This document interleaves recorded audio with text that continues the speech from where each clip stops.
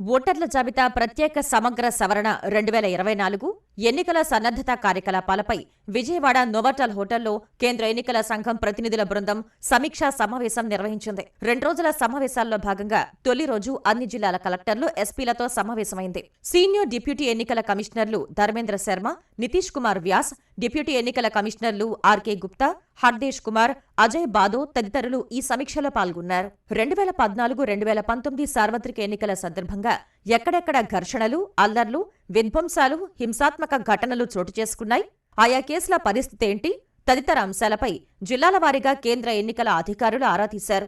అత్యంత సమస్యాత్మకమైన పోలింగ్ కేంద్రాల్లో ఈసారి ఎలాంటి చర్యలు తీసుకున్నారని అడిగి తెలుసుకున్నారు. గతంలో రీపోలింగ్ జరిగిన కేంద్రాల గురించి వివరాలు అడిగి తెలుసుకున్నారు. ఓటర్ల జాబితాపై తెలుగుదేశం, వైకాపా, భాజపా తదితర పార్టీలు ఇచ్చిన ఫిర్యాదులపై ప్రశ్నించారు. వాటిని క్షేత్రస్థాయిలో పరిశీలించారా, ఏం తేల్చారు, వాటిలో వాస్తవమెంత అనే అంశాలపై జిల్లాల వారీగా వివరాలు అడిగి తెలుసుకున్నారు. బాపట్ల జిల్లా పర్చూరు నియోజకవర్గంలో వైకాపా నాయకులు దాఖలు చేసిన ఫామ్ 7 దరఖాస్తులపై ఆరా తీశారు. దరఖాస్తుదారులపై ఏం చర్యలు తీసుకున్నారని ఆ జిల్లా కలెక్టర్ను ప్రశ్నించగా బాధ్యులందరిపై కేసులు నమోదు చేశామని ఆయన సమాధానమిచ్చారు.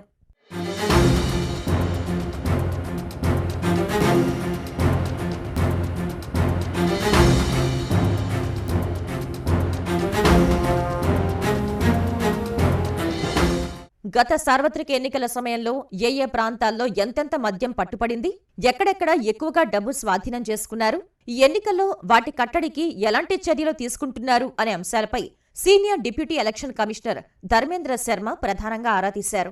సరిహద్దు ప్రాంతాల్లో చెక్పోస్టులు, తనిఖీ కేంద్రాలు ఇప్పటి వరకు ఎందుకు ఏర్పాటు చేయలేదని అసంతృప్తి వ్యక్తం చేశారు. వెంటనే పోలీస్, ఎక్సైజ్, అటవీ శాఖలు సంయుక్తంగా సరిహద్దులో తనిఖీ కేంద్రాలు ఏర్పాటు చేయాలని సూచించారు. తీరం వెంట గస్తీ పెంచాలన్నారు. మద్యం, డబ్బు, ఇతర అక్రమ రవాణాను కట్టడి చేసేందుకు సరిహద్దు జిల్లాలు, రాష్ట్రాల మధ్య సమన్వయం అవసరమని తెలిపారు. ఓటు హక్కుపై ప్రముఖులతో అవగాహన కార్యక్రమాలు నిర్వహించాలని, జిల్లా స్థాయిలోనూ ప్రత్యేకంగా ఐటీ బృందాలు ఏర్పాటు చేసుకోవాలని సూచించారు. The IT platform requirement is a further facilitation.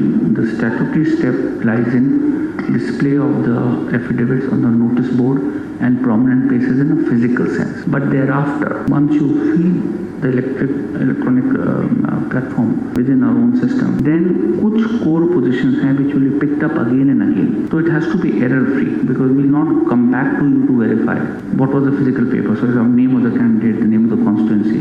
तो एनकोर में जब आप वो डाल देंगे तो उसके बाद इंक्लूडिंग सर्टिफिकेट ऑफ विनिंग भी उसी से बनता चला जाए. So be very clear. ఇప్పటి వరకు తమకు అందిన 90 లక్షల దరఖాస్తుల్లో 89 లక్షలు పరిష్కరించామని రాష్ట్ర ప్రధాన ఎన్నికల అధికారి ముఖేష్ కుమార్ మీనా వివరించారు. మిగిలిన వాటిని త్వరలోనే పరిష్కరిస్తామని చెప్పారు. After publication of 2023 final roll, from 6th January, after 5th January 2023, we have received almost 90 lakh applications. And till now, 89 lakh applications have been resolved, sir. Only around 1 lakh applications are still pending. We would be disposing it of. The presentation anyway, collectors and SPs would be doing on various aspects, sir. So I would like to assure the Election Commission that whatever guidance you have given last time, we expect in the coming time also now the only as we have to go a long way now in conducting the election. We require your guidance, your supervision in getting these things in the most appropriate manner, following all the due procedures as guided by the Election Commission of India. 18 జిల్లాల కలెక్టర్లు, ఎస్పీలు power point presentation ద్వారా ఆయా ప్రాంతాల పరిస్థితులు వివరించగా వారు చెప్పిన అంశాలపై ధర్మేంద్ర శర్మ, ఇతర ప్రతినిధులు పలు ప్రశ్నలు సంధించారు. మిగతా 8 జిల్లాలపై శనివారం సమీక్షించనున్నారు.